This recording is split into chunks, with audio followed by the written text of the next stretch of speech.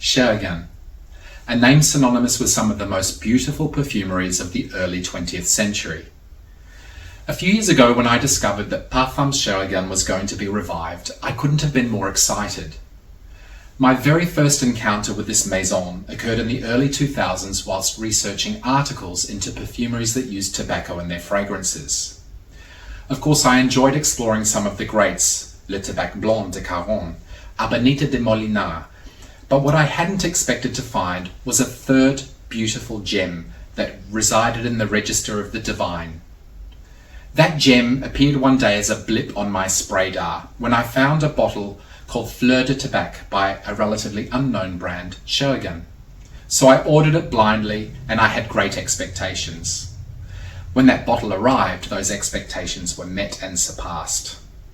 As I twisted the cap on that bottle, it let out a hiss, a sigh, those trap molecules escaping for the first time in almost 100 years. And the perfume, it swelled on the air like a genie that had been released from its slumber. It was incredible, and I was hooked, and I needed to know more. So for the following 12 months, I tried to research as much as I could on this relatively unknown brand.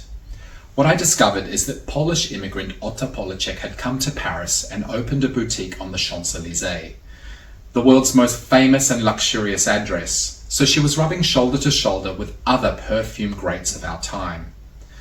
What we also know is she opened a boutique in Havana in Cuba, and there was a lot of trade going on between France and Cuba at the time.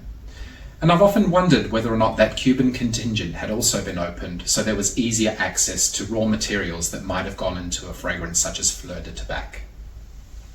What I also discovered is the diversity and beauty of all of the CHERIGAN perfume presentations, many of which I have come to own and appreciate over the years.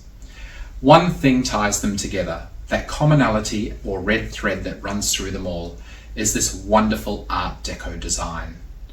When we think of Art Deco, we think of the atrocities of World War I behind us, and we have the sense of renewed hope and optimism. We're looking to the future and we are celebrating. So we think of those wonderful jazz halls filled with flappers, or with vibrancy and music, or the flash of polished brass. I'm delighted to see this brand reprised, and I congratulate Luc Gabriel and everyone at CHERIGAN for their keen sensitivity to the past. I love that they have one foot planted in history and one foot planted firmly in the here and now. I'm so excited for these new collections, and I congratulate you all. I'm excited to see where this brand will go from here, and I'm confident it will go from strength to strength.